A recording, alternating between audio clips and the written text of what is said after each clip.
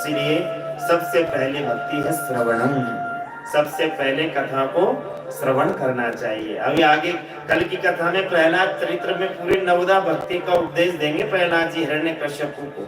उसमें सबसे पहली भक्ति प्रहलाद जी ने कहा, पिताजी सबसे पहले भगवान के गुणगान सुनना प्रारंभ करो, भगवान की लीलाएं सुनना प्रारंभ करो, क्योंकि भगवान का गुणगान सुनेंगे तो ये मन भगवान में लगना प्रारंभ हो जाएगा। क्योंकि जाने बिनु नहीं होए परती, जाने बिनु नहीं होए परती, बिनु परतीत होए नहीं प्रीति, बिनु परतीत होए नहीं प्रीति, प्रीति बिना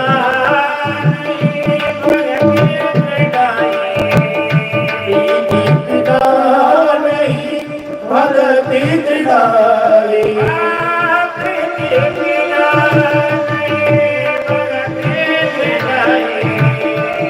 प्रीति बिना नहीं भगति दृढ़ाई, जीवे पदपति जल के छिपे नाई, भगति जीवे पदपति जल के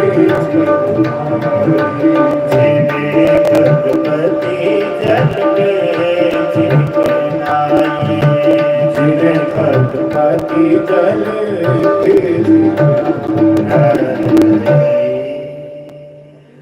जाने बिनु नहीं होए प्रतीति।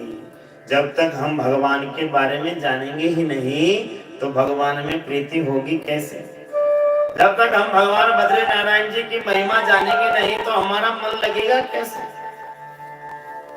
जब कल कथा में आपने सुना कि भगवान का सुबह मंगला में और शयन में निर्वाण दर्शन होता है तो सबके मन में जागृति थी ना? किस किसने किया निर्वाण दर्शन कल? बिना वस्त्रों वाला पूरा विग्रह पद्मासन में बैठा हुआ, हमने भी किया। कल हम भी सुबह भी निर्वाण दर्शन हुआ और सायंकाल तो ठाकुर जी ने ऐसी कृपा की कि वहां ऐसी सेवा मिल गई, कह दिया महाराज अब आप ही लाइन को आगे बढ़ाते रहो। आधा घंटा तक वहीं खड़े खड़े लोगों को बढ़ाते रहे और पूरा ठाकुर जी का निर्वाण दर्शन, श्रृंगार उतरता हुआ, पूरा ऐसा दिव्य दर्शन हुआ।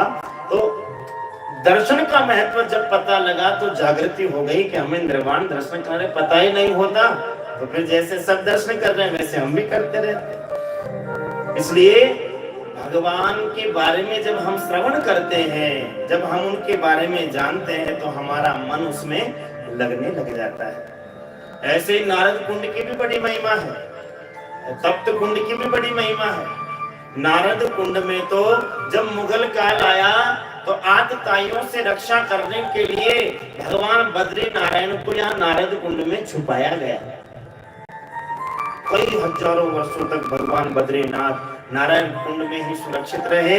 फिर जब भगवान आदि शंकराचार्य जी का प्राकट्य हुआ और आदि शंकराचार्य जी को जब स्वप्न में भगवान बद्री नारायण ने दर्शन दिए, तब यहाँ पर मार्ग भी ठीक नहीं था, रास्ते भी नहीं थे।